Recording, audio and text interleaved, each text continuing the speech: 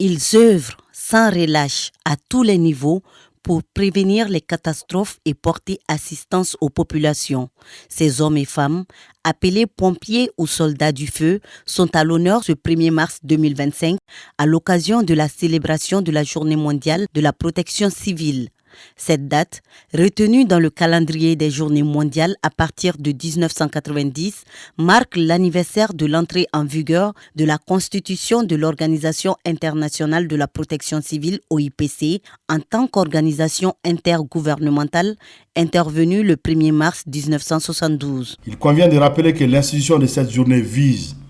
non seulement à attirer l'attention des pouvoirs publics sur le rôle de la création et la consolidation des mécanismes et stratégies de protection et d'assistance aux populations face aux risques de catastrophes, mais aussi à sensibiliser le public sur le rôle de la protection civile et à aider les populations à mieux se préparer face aux catastrophes de toute nature. Le thème retenu cette année, je cite, « La protection civile, garantie de la sécurité de la population », fin de citation, met en lumière le rôle essentiel de la protection civile dans une approche holistique de la sécurité ayant pour finalité la protection de la vie et le bien-être des citoyens face à la montée des menaces et des défis mondiaux. Ces dernières années, le monde est confronté à des catastrophes naturelles, des menaces sécuritaires ou encore des épidémies. Face à ces défis, la protection civile, dans sa mission de tous les jours, s'impose comme un pilier fondamental pour la protection des vies humaines et la sécurité des populations. Courant l'année 2024, la Direction générale de la protection civile a une fois de plus prouvé son engagement dans la gestion des crises et des urgences. En effet, l'ampleur du travail accompli se mesure à l'aune des nombreuses interventions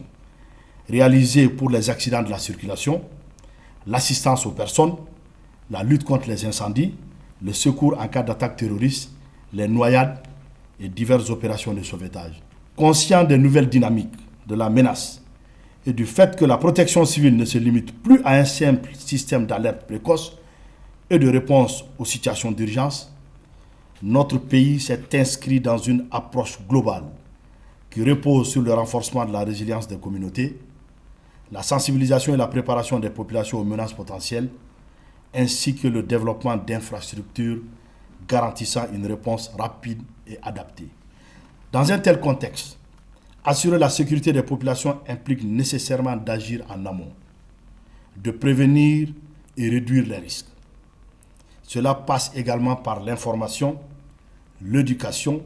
et la communication en direction des citoyens afin que chacun sache comment réagir en situation d'urgence